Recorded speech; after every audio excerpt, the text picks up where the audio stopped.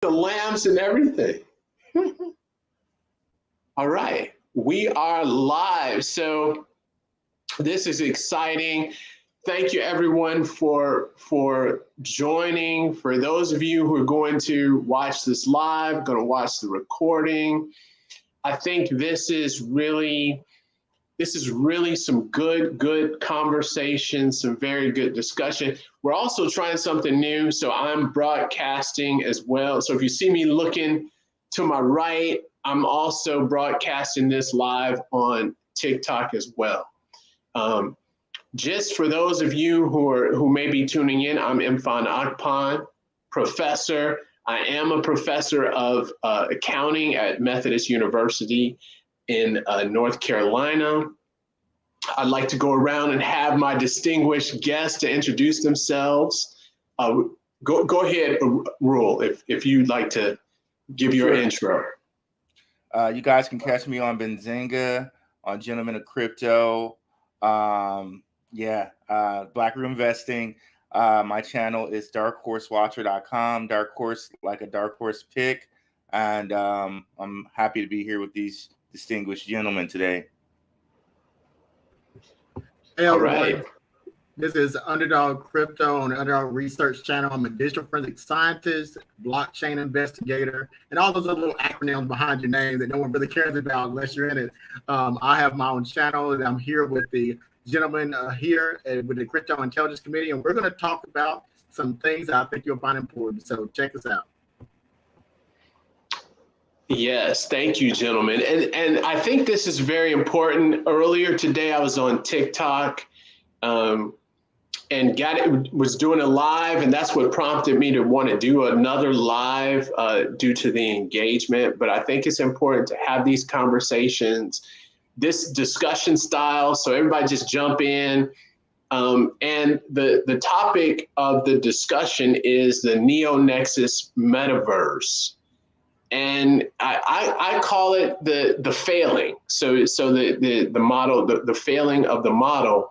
And when I was on TikTok earlier, we talked about why all of this is important. So, you know, I made it a point to mention I'm an accounting professor, and me making these videos because I'm laser focused on doing things that add value to my students, that help them, and to tie this in. And part of it is with this content, it helps students, not only current students, former students, prospective students, to number one, get information, find things out, and the hope is to give them a leg up or to add value, right, with this information above their peers, right? Because my job is to help prepare them really for the workforce. That's what's moving forward. And what I enjoy with this is having these great minds,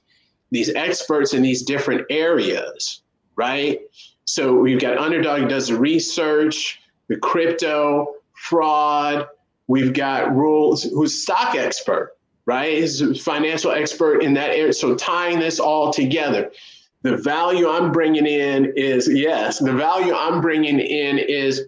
I focus on looking at all of this through the lens of accounting, from an accounting perspective, and how this can tie in. And having these gentlemen here, it's amazing. It gives a lot of value for the students. That's the key. And then everyone who tunes in outside of that, I hope you get something out of it as well. So we wanted to talk about NeoNexus. It's a Metaverse project. I talk a lot about the Metaverse, and it's something that failed. It failed. It did not work. And I think this is something interesting to talk about, because a lot of times we're focused on, you hear about the good, like someone made $1 million, $100,000 in this Metaverse, and but this is something that didn't quite work out the way it was planned, and want to look at that other side. So if anybody wants to jump in on it, what is your take on this project? What are your thoughts?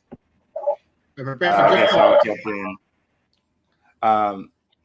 The thing for me is like, okay, from a chart perspective, And if you guys want to learn about charts, you can come on over to the channel and look at it. I got some videos on it, and I'm working on a master class, but for right now, we got videos on it.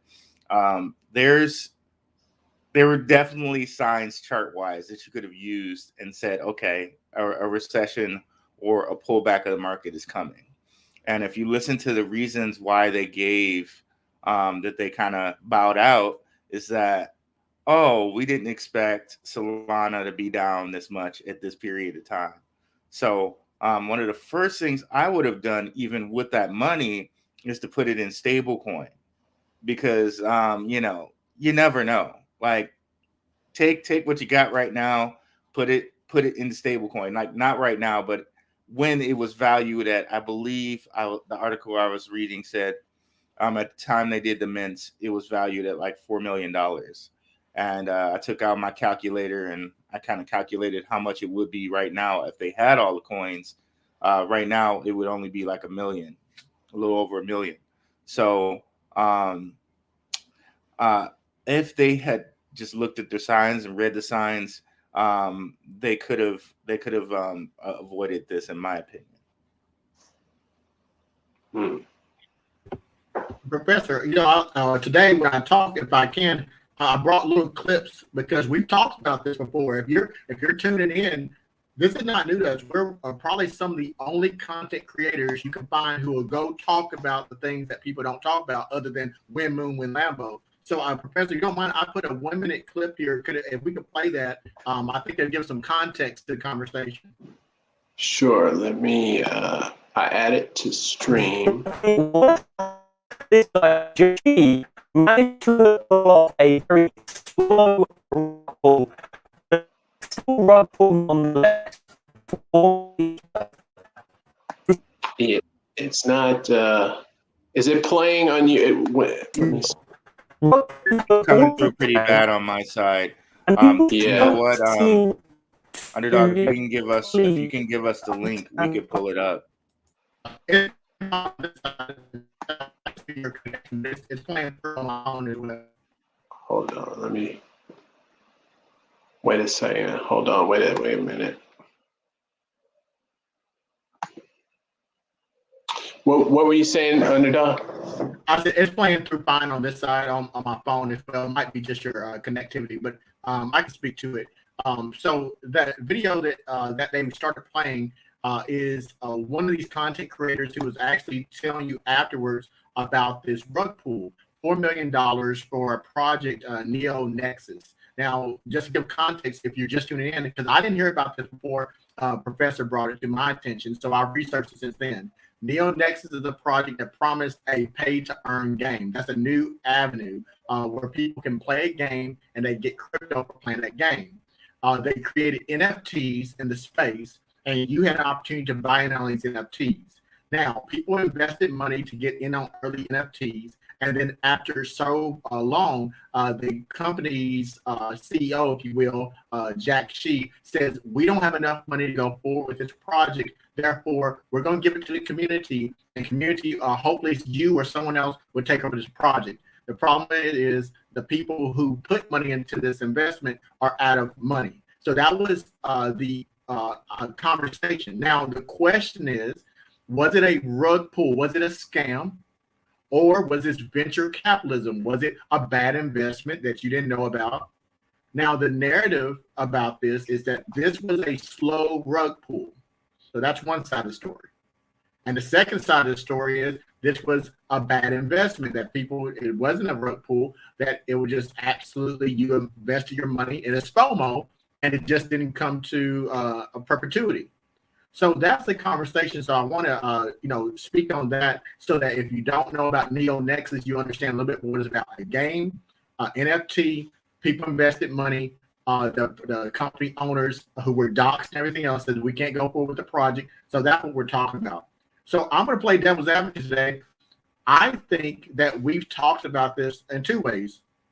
We've talked about this as a rug pull and slow rug pull. That is the common narrative. Or was it not a rug pull? And Professor, it's more of a conversation about venture capitalism, investment of risk assessment. rug pulls makes it easier for us to say we didn't get duped. We don't like to place responsibility ourselves. So part of my conversation is to challenge the conversation about rug pulls where you got scammed, so that's someone else's fault, or is this a fault of our own? But you just invested money and didn't pan out. So I'm gonna throw that out in the conversation. I was going to say that I'm going to take this position. I don't think it's a scam. From an accounting lens, looking at it, it's a private business that failed. And what I don't know. So I was not able to find out what form of business this is. And what I mean by that, I was not able to find out, okay, is this a corporation? Now, if I look at, for example, Decentraland, I was able to find out that that's a corporation, a foreign corporation. Why is that important? It's important because you have shareholders. So those are the actual investors. So those shareholders buy something called stock, which are units of ownership in a corporation. So those are the actual investors. So I take it from based on the information that I have, looking at it from an accounting standpoint, this is a business. It didn't go well.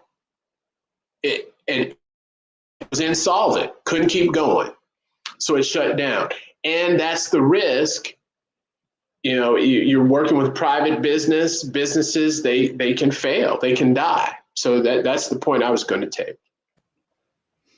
You know, what I really try to do for the people who watch Black Room Investing, I really try to take the investing portion and drill it down to the most common sense possible. And you know, a lot of times that might sound like, well, duh, but it's a lot that goes into that. And we look at these things and I don't think it's a scam. But then when we look at it using common sense, it's like, okay, they're promising a play to earn game. And if any of you guys are like software developers or know anything about software, games take years to come out, right? And then you put that on top of, okay, they started this in a bull market, which shouldn't be so much of a bad thing.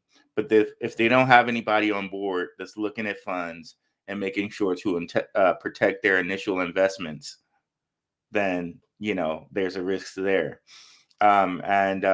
You look at, I was looking and doing some research on this, and like kind of right after the mint, you got Jack Shi sitting in a Lambo, a brand new Lambo.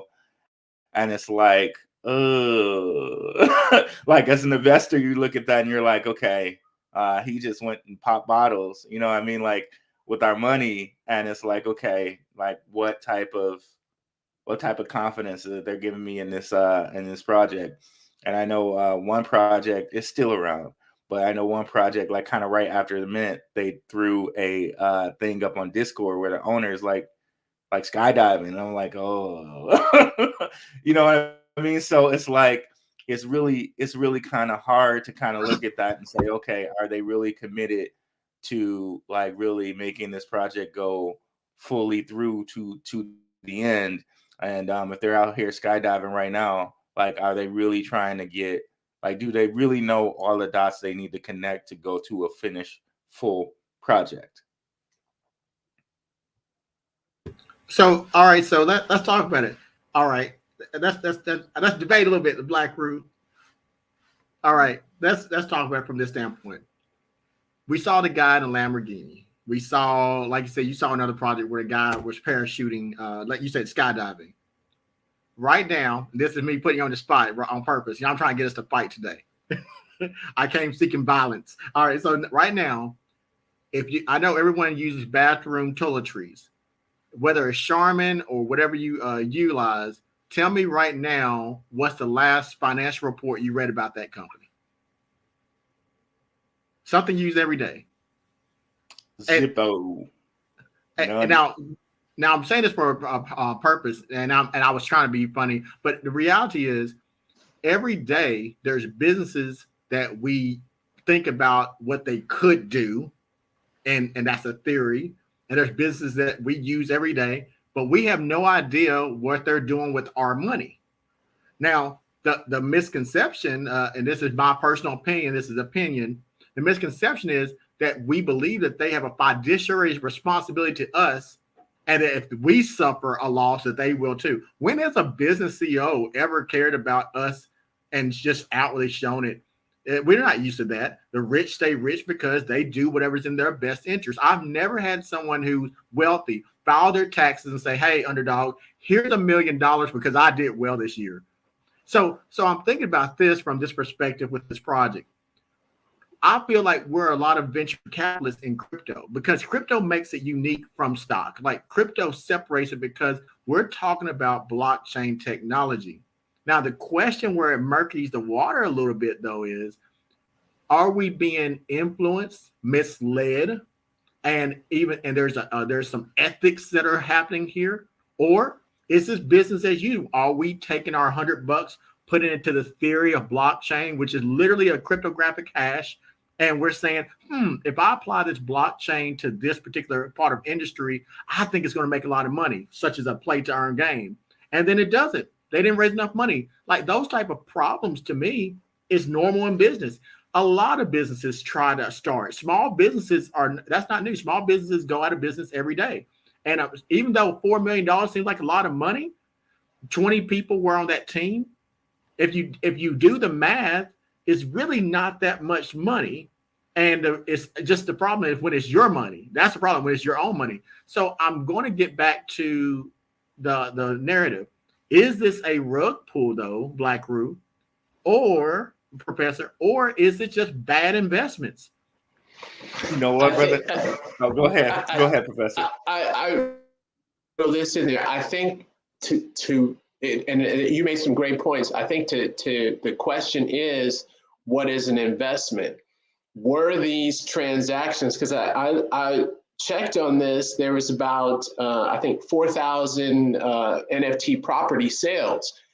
Are that money that we're talking about that was raised? Is that from sales, from transactions, or is that do we consider that an investment? I don't think it was an investment. I think these were transactions, and that's part of the business model. And the way that I think the metaverse, or that we look at these ecosystems now, because we have this cryptocurrency involved, it looks like we are actually investing when we're transacting. I could be wrong, but I think that definition would have to be clear to look at how to kind of answer that point. Is it if as far as a bad investment? All right. So, go ahead, Black Roo. You know what? This is good. I know you were joking, brother, but you bring up a very, very great point. And shout out to 19 Keys. I was listening to one of his videos, and this kind of brings up this point. You mentioned Charmin. Like Charmin is something we need every day, unless, we're using the 3 seashells, you know what I mean? But every day we need that Charmin, right? So when you're thinking about investments, I try to invest in things that I know is an actual need. And as much as I love the metaverse, it's not an absolute necessity need, right? So that's another thing that comes into play when we're talking about risk on investment, right, Professor? You know what I mean? Like, so like if we're investing with this, even though they're doxed, we got to know that, okay, we're taking a big risk because this isn't Charmin. This is the metaverse that we're investing in at this point, right? Which, even Facebook, Meta hasn't really completely figured out at this point. So we got to know that if we're investing in the metaverse that Facebook hasn't even figured out yet, we're taking a huge risk with our money if we're doing that.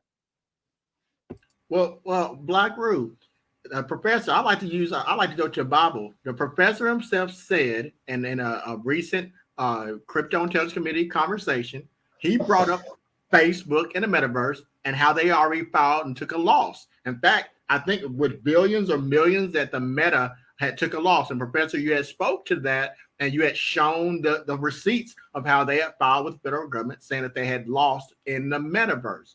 Now, Facebook has been out for a long time. I remember Facebook, MySpace 2004, so Facebook 2006. So whether you was in Facebook or not, this company is over 20 years old. And so a lot of people are on Facebook. Now, if a company is massive of Facebook that allows you to log in using your Facebook ID, very massive company, can sustain millions, more than 4 million in losses with a huge team, then why are we so surprised at this small Solana-based project idea that was attempted, and not enough money was raised, and then it went under?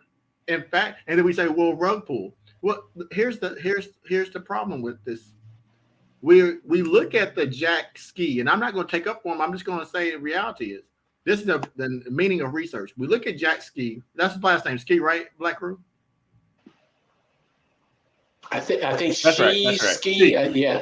Mm-hmm. I'm from the country, so forgive my if I mess it up. Jack Shee, and we see a picture of him in a sports car. Everyone's talking about that. I actually have a video of that. Then we look at the marketing, and you bought it because that's what we're conditioned to do. You want to see people more successful. In fact, here's a good example. Look at us three right now. We can make assumptions because I'm in a suit. We can make assumptions because we got a library in the background. We can make assumptions because it says Black Rule Investing. But in reality, we don't know. And if we don't show that marketing, people don't buy. People only invest in what they believe should be true. They want to be rich too. So I don't believe that what Jack Ski did was wrong by putting himself in a Lamborghini. He knows the market. He knew that if he put himself in a Lamborghini and says, hey, I got this new project, you want to be in that Lamborghini too. So was it FOMO? It's really what we're a victim of. Were you a victim of FOMO? Sometimes it's not a fraud. Sometimes it is what it exactly is. I think they're definitely with the Lambo. That could be we don't know. We don't know if he owns it, if it's his, if he's taking a picture by it. So those are things we don't know. So, but I do agree that could be good marketing, ties into that FOMO. It does paint a narrative, but I think I don't think it's a fraud. I think it's a business that failed, and I think it's important to understand businesses succeed. Businesses fail, and that if you're involved, because I think, we have to think about what is the definition of investing in this business. Did you actually invest or transact, or you're involved in any way, either or, an investment or a transaction? It could go very well, or it could do not so well. Right. And as any business, it can fail. That's the risk of doing business.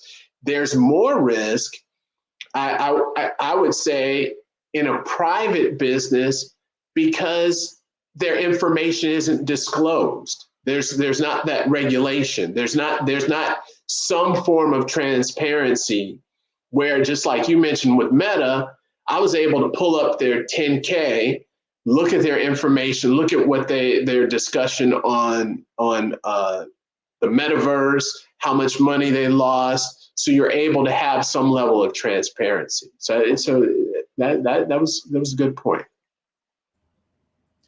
And another great point. You mentioned one of the greatest rope-a-dope tactics that we have out here right now, which is, is why you preach research over hype. You have a guy in a Lamborghini just chilling, right? Oh, you got BitBoy with his billion or million subscribers. And really, like a lot of times these people don't have the good intentions for people out there, to be honest with you. Like they have, they're in the private tokens, they're going to pump it and they're going to dump it. They got you like, believing the dream of stunting in a Lamborghini. So, you're all in when, okay, if you did your research, you would probably know, okay, it doesn't look like they have the credentials to actually pull this off, right? So it's another thing to let people know, you got to do your research. If you're just going off the hype that Elon Musk put out this obscure tweet that they're trying to connect to themselves, then maybe you get burned. Professor, I put another video clip. I think it's playing through because I'm looking at it on my phone. It's about a 1 minute clip, and that the company pulls the money from that investment and typically leaves you holding the bag. Now, this is a common problem, but it didn't start in the crypto space. This technology predates crypto. This is a common problem. Everyone fears a rug pull. Is there a way that we can prevent this from happening? And is there a way that we can approach investments from a psychological standpoint?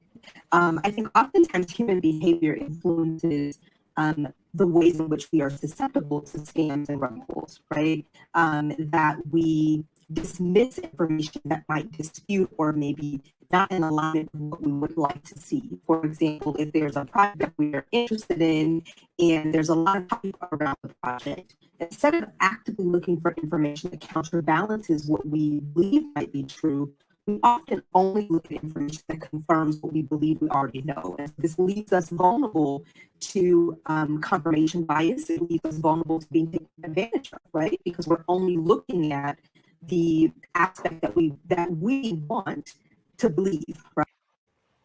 Okay, it should be done now, Professor. Okay, great. And I don't know if you could see that. Could you see that on yours? I can see it on the my phones and such. It wasn't coming through very well.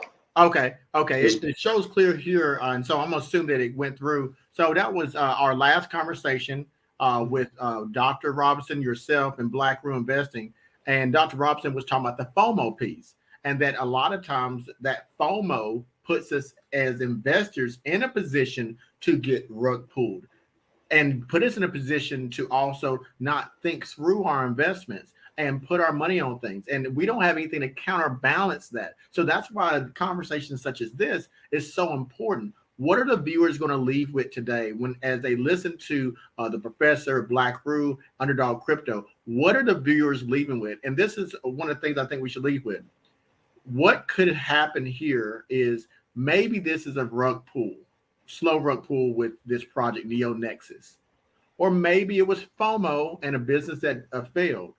Either way, the one common denominator is that no one counterbalanced the loss assessment in this project. You didn't see, I went back a year, you did not see any content creators talk about what could go wrong until after the fact. And guess what? They got the least amount of views. One guy who talked about it, he has 200 views. He has over 8,000 followers, 200 views on what happened. No one talked about it. So what this means is there's a counterbalance that's not happening here. It's off balance in the space of crypto, and people don't want to hear the negative. What if we had went back in time and we had to talk about NeoNexus like we do with other projects, instead of being paid to shield like a lot of content creators, give an analysis about what would have went wrong? Would it have gotten 1 million views, or would it have gotten 200? Now, if you think it would have gotten very few views, then I want you to ask yourself that. Why is it that this type of information talking about what could go wrong is what we don't want to hear? I think that's an important aspect of analyzing this project, is understanding the mindsets behind how these scams do actually work, if this was a scam.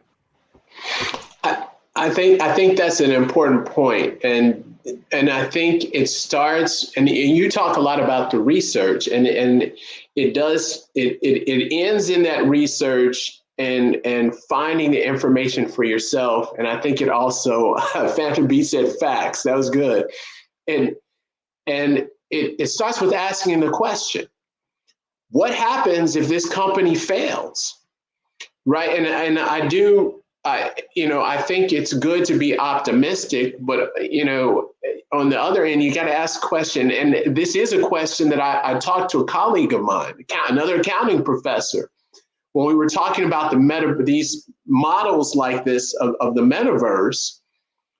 What's going to happen if it fails? What happens if the owners of this shut it down? What will happen? What's the worst case scenario? And I think, and that was one of the reasons why I thought to have this discussion is important, because we see what happens. And to your point, Underdog, a lot of time people want to focus on the positive because people want to make money, and you hear those stories. And the other thing that we talked about, if you start mentioning and asking that question, what happens if this shuts down? You seem like the bad person. You seem like you're being very negative, and you're trying to kind of stop someone from moving forward when you're just asking a question. And that's what makes this important, because this happened. So this is a case that we're talking about, something that happened. So it's not us painting gloom and doom. We're talking about something that actually happened and bringing up the things that happened that we know and what we don't know. And what we don't know is very important, because that should have you thinking like, wow, I don't, it's not a public company. I have no information. I don't know who really owns this, who put the money into it. These are the things that you don't know. And it kind of brings those things to light. And these questions can be transferred not only to this platform, to other platforms, to help you to do research. Because when I was researching for this, I had to go and research other platforms, kind of compare apples to apples, apples to oranges, to try to understand this thing. So that was very good. You know what? I'm straight giddy over here, y'all. Really, this is a straight life lesson. And this is honestly how like the society kind of trains us. And when I say us, I ain't just talking Black people, y'all. This is how society trains us to be cancel culture, to be like led, and like there's only two solutions to a problem: left or right, blue or red. This is how we are trained as a society. So it's like, okay, as creators, content creators, now we're now trained to, all right, we got to go out there and feel that algorithm. We got to go out there. Everybody's hyping it. We got to go out there and hype it. We can't now. If we put out a video that says, okay, let's look at the downfall of this. Is this too risky? We already got Sandbox, we got Seek, we got Mana, we got all these other companies that have a year or 2 year jump on these guys, not even to mention like Facebook and all these other things. Is this something that we're really going to be protecting our investment if we invest in this? But guess what? Just like Underdog just said, those videos don't get the views. So, where are we left? For me personally, and I know like Underdog, I see him doing it every day. For me personally, I'm gonna give y'all the real. Hey, if I gotta be there with 100 subscribers or 200 or 1,000 or whatever, I'm gonna give y'all the real stuff, because that's just me. I'm looking out for my people the way that I would want them to look out for me. So that just leads me to you know what? They're not just two solutions to every problem. You don't go get medicine after you're sick. You go do some preventative health care. You know what I mean? Like, preventative health care. Come on now, Black group. Hey, man. Hey, but the way that they train us, they would have you believe, either you take this or you're dead. That's the way we've been trained. So really, we got to kind of get out of that training, think critically, and understand, okay, let's protect our investments. Like going after these things that are hot, you can do it if you want to. However, it may not be the best in protecting your investment. So those are one of the things we really have to weigh. We really have to weigh that before we put our hard-earned money into something and risk losing it. That was well said. And Underdog, I wanted to kind of circle back to something you were saying earlier, just for those listening and who watch this replay.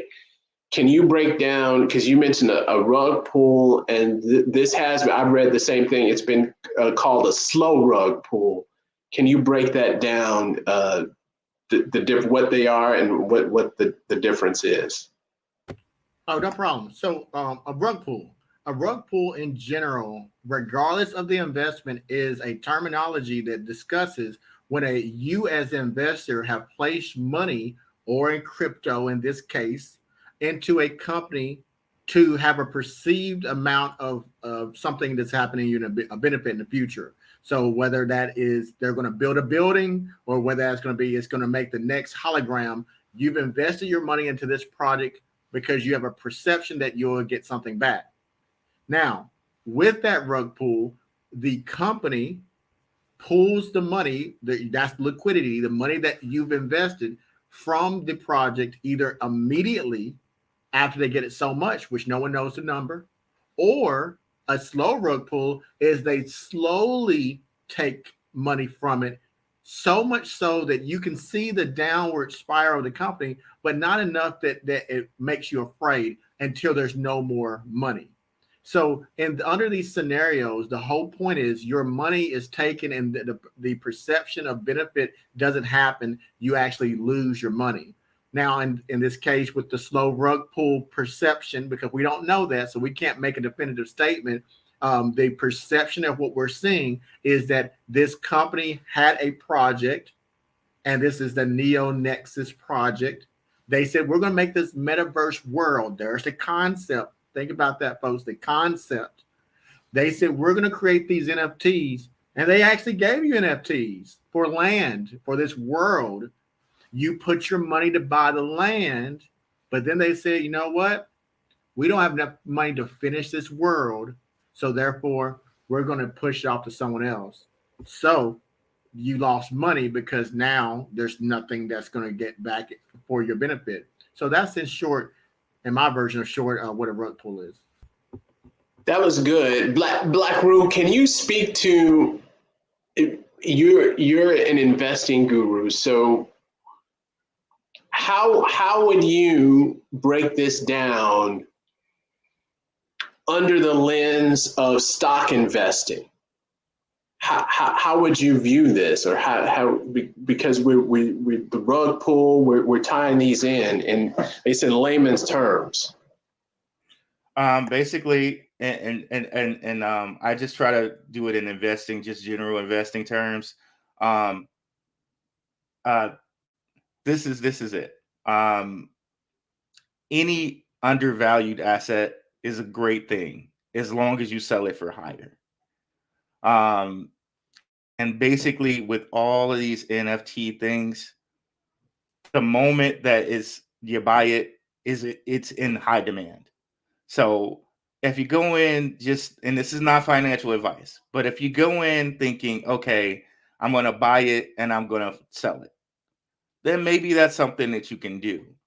But if you're thinking about holding on to this for a long term, thinking it's the next Bitcoin, any of these projects, given the fact that Bitcoin's been around for 10 years now, you're really taking a huge risk. So if you're going to go in and think, okay, I'm just going to quick flip it, then maybe that's what you want to do. And you're taking advantage of that immediate hype. However, if you're thinking that you're going to hold this for a long time, and you're just falling victim to the hype, that might not be something that you want to do, because time and time again, it seems as though to me that companies seem to take advantage of the hype and they use it to take money out of people's pockets as opposed to actually giving them money. Like these projects they don't love you. They love the money. So so you really have to, at the moment in time that you buy it, the hype is the biggest, and that might be the best time to take advantage of what you got. Don't think that these things, all of these things are going to be the next Bitcoin. That's what I got. Professor, mind if I jump in and talk about this piece too? Absolutely. So I want to remind you folks, there is this euphoria, if you will, with group mentality and marketing. Now, I could talk about the Capital 6 riots. That's not the format, but here's the thing about it. It doesn't matter if I'm applying this to the Capital 6 riots. I could apply it to groupthink and fraud. People like to be a part of a community, whether that's good or bad. Gangs, the same way. We can go into prison systems, which I have researched, and you'll know that it's very segregated by race, and it's survival if you don't do it. There is no such thing. Now, what does it have to do with crypto? When you're a part of these communities, sometimes the investor forgets their place. A company gives you the atmosphere, the environment that they're for you. You get other people who say the same thing. It emboldens you, it empowers you that you can look around and everyone's saying the same message. You feel that you have a stronger chance of survival in the market because you got people thinking the same. It makes you not want to ask questions. Then you have the company that will censor the negativity. They don't want you to question it. Blind trust without any confirmation. And then what happens? Whether it's good or bad or luck, you put your whole trust in this company and they pull the money from you. Now, I want you to think about that.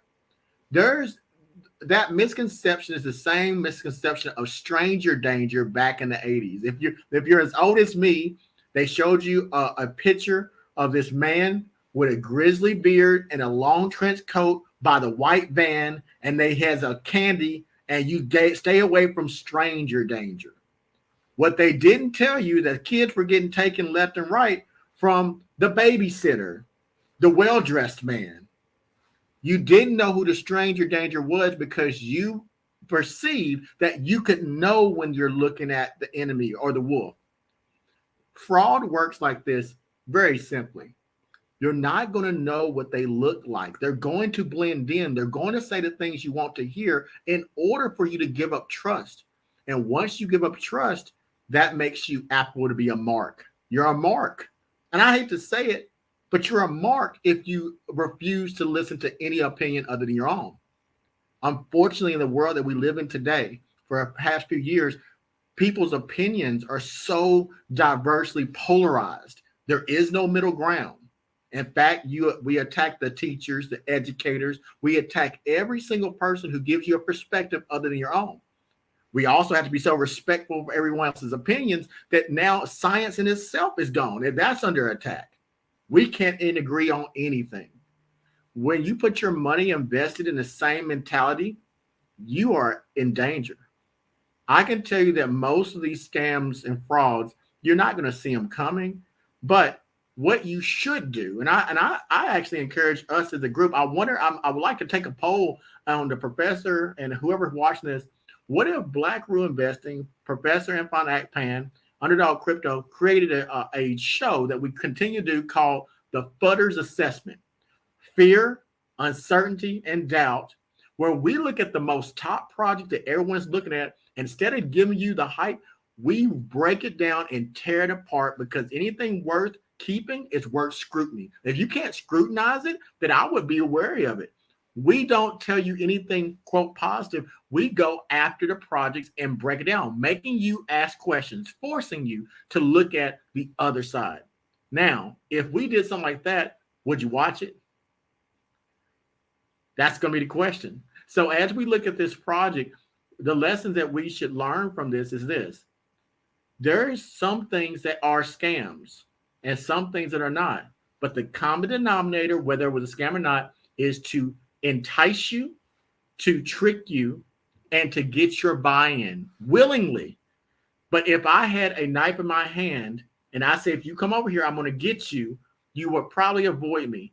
Well, what they're doing is putting the knife behind their back and say, come on here, I got something for you, and you get stuck. So just put that in perspective. What is the outcome you want from this conversation or at NeoNexus? Scam, not scam? What can you take from this? I think what you should take from this is that you should be seeking out this information and we should break down the scam. I'm thinking if you guys are interested, that we'll talk about the types of scams and we'll pull the trigger and try to identify the type of scam from an industry perspective, from accounting, because that's where most of it is. From a stock perspective, Blackroom Investing looks at companies all the time. He understands what scams look like. He sees them in companies and he's going to call it. And now we can't legally call something a scam unless we know. So we only can tell you the framework of what a scam would look like that might be closely associated with this. So I want to get that buy-in and see what people thought. Well, I mean, that was great. I mean, right when you talked about I wanted to add from just to throw in an accounting point of view, there's something called a misstatement. And a misstatement it could be an error. In other words, it can be intentional. So it could be fraud, right? Or unintentional. It could just be error, right? There's the error. And then you made another good point so there's three things. So you made another good point about that, tying that into businesses. There can be fraud and scams. Businesses can be set up as scams, but there can be businesses that it just doesn't work. It was a good idea. The model it did not work. And and it's not intentional that it failed. It's not intentional that it failed. The third one was you made some great points about that, checking those things out. There's tools. There's business model canvas, SWOT analysis, pestle analysis, steeple analysis, Porter's 5 forces.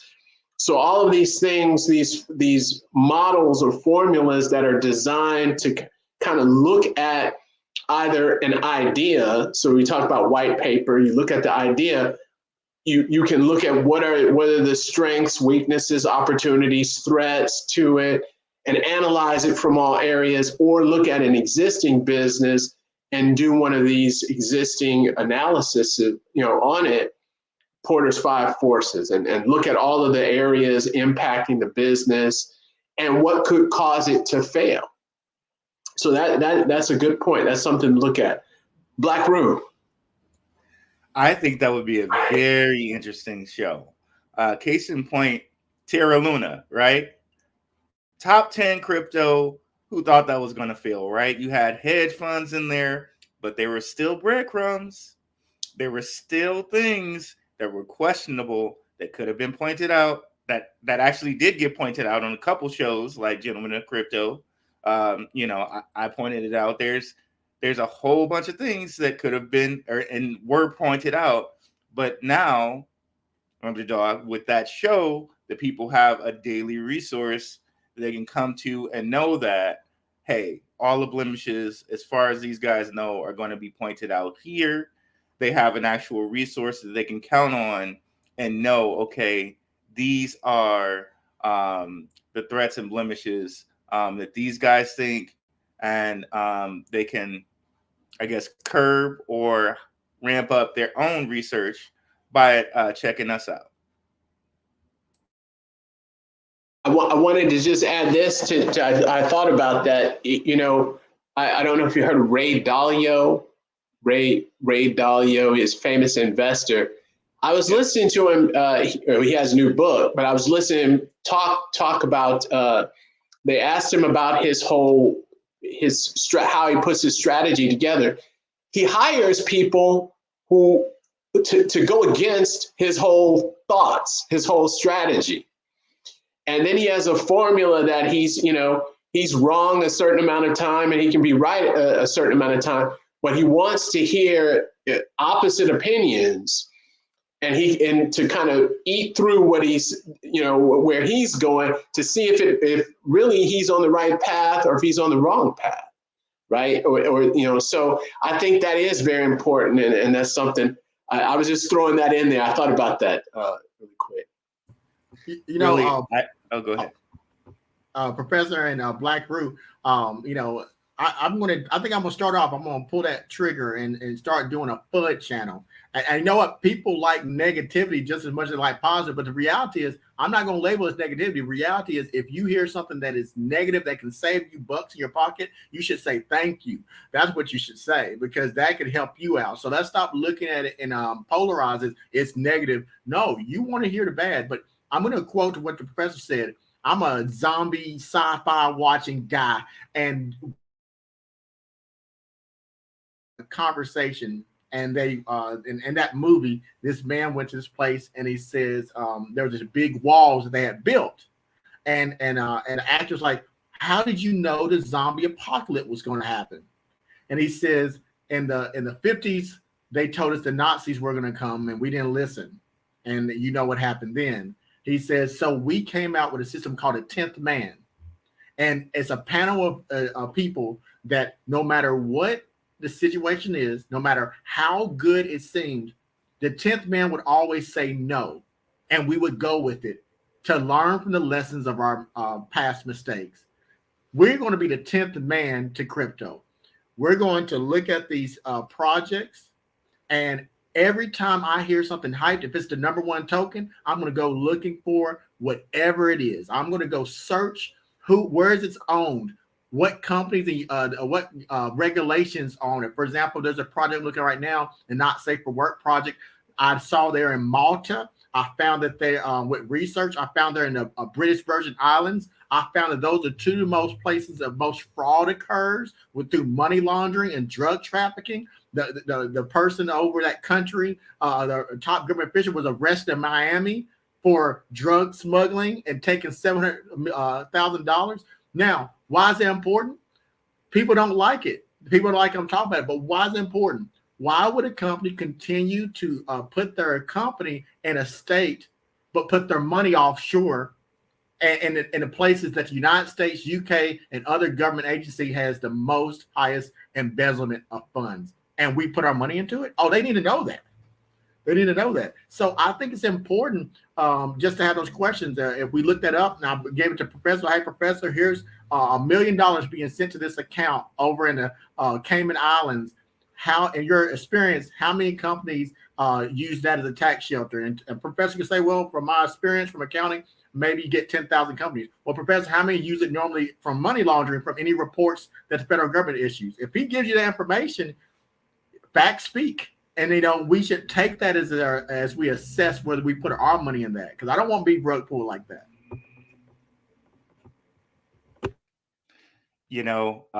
Just back to how we get trained in this country. It's like at one time everybody thought the earth was flat, right? Or you know what I mean? Like everything should be looked at critically. Or otherwise you're just being led in someone's direction. And everybody will probably shame you for saying, oh, okay. Because believe me, I saw so much shame that was being thrown in King's direction for saying that Terra Luna is a scam. Like so much shame that was being thrown in that man's direction for that. But guess what? Guess what happened? And I would also challenge that it wasn't a scam. However, he did open himself up, and he being Do Kwon opened himself up to that by making certain decisions. But that's the thing.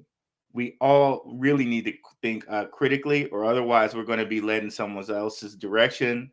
And, we put ourselves very much at risk in being burnt by being led in someone's direction. It sounds like, and that was a great point. It sounds like all roads lead to research and really thinking through things before you move forward, understanding how these things work. Looking from my perspective, looking at this, I have to take a step back sometimes to separate myself, because when you think about from an accounting point of view, you're focused on corporations. Really, a lot of your work is in conversation is around publicly traded companies, right? That's really a lot of the framework, and you're focused on that. The next level where there's what they call guidance is really around video games, around these from Zynga on forward to, to Fortnite, where you have these video games where you have currency, but they're their own ecosystem, how to account for that. You've got guidance. You can talk about what we call rules and regulation standards on that.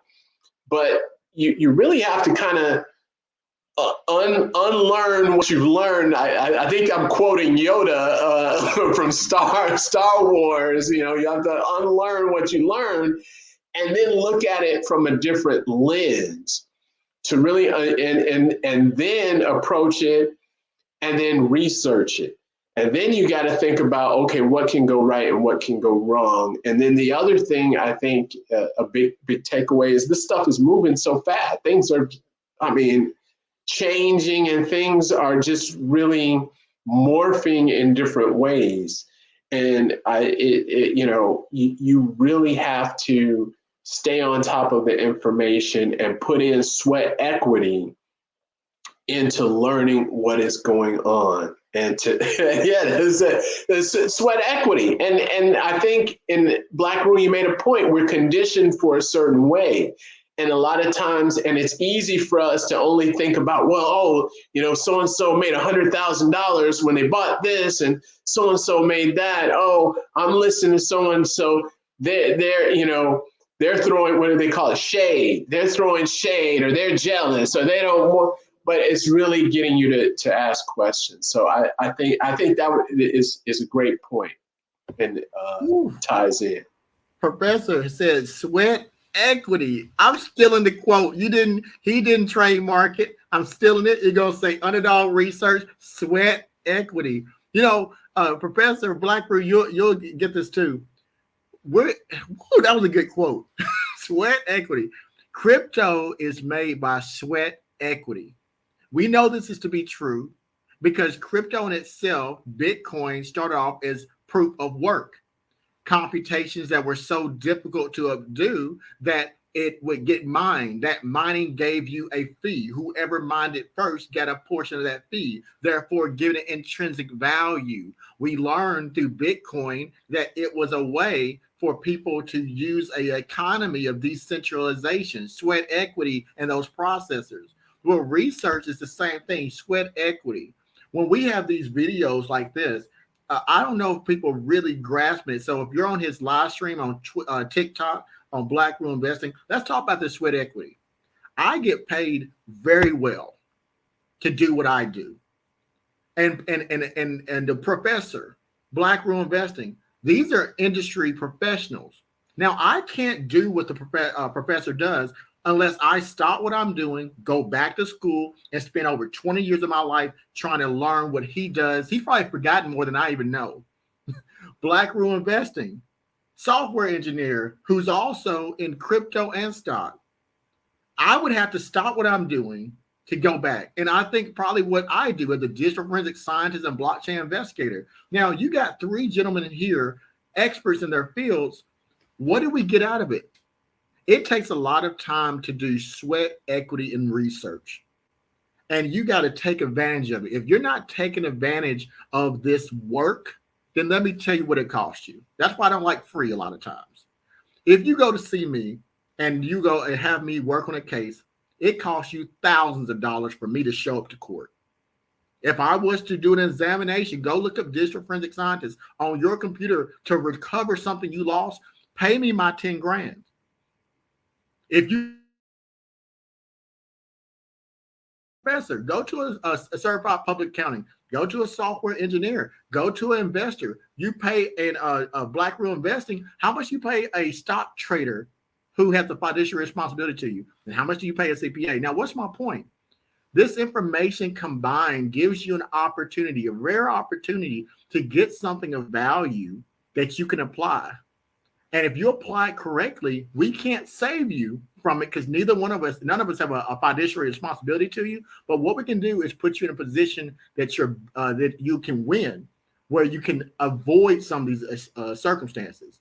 So I'm going to challenge everyone here. I'm going to make a video with the gentleman here, and I'm going to ask them if they want to participate because they are all professionals, busy lives.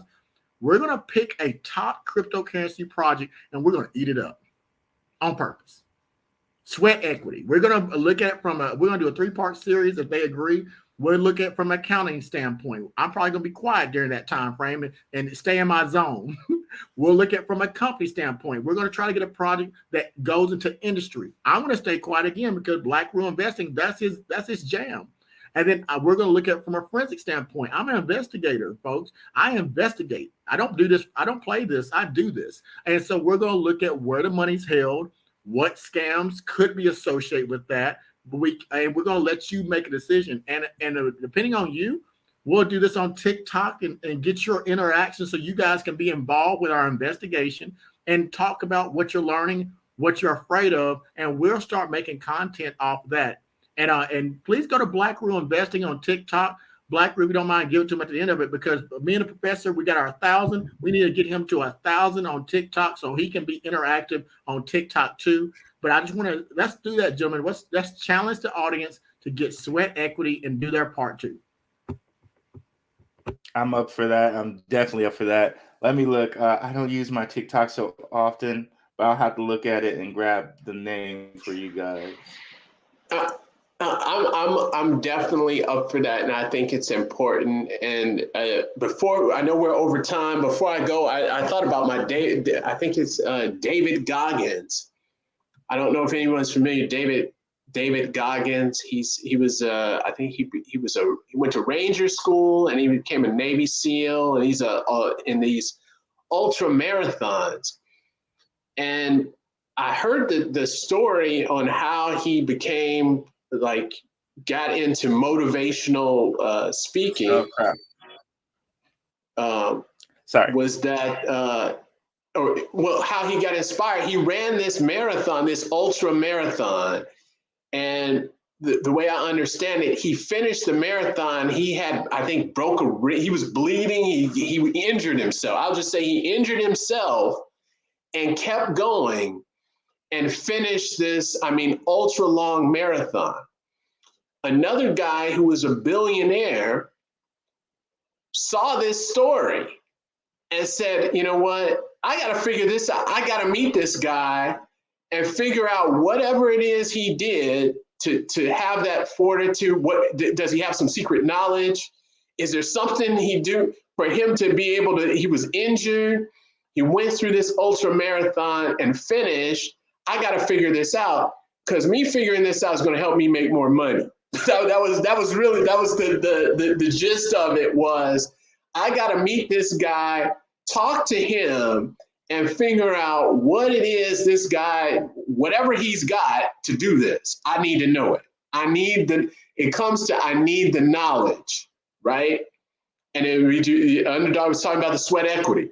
This guy paid whatever money to get in touch with a man he didn't even know, and brought him to his house, said, I'll give you whatever money, but you got to tell me what it is that got you through all of this stuff. What's the secret, right? The knowledge, the information.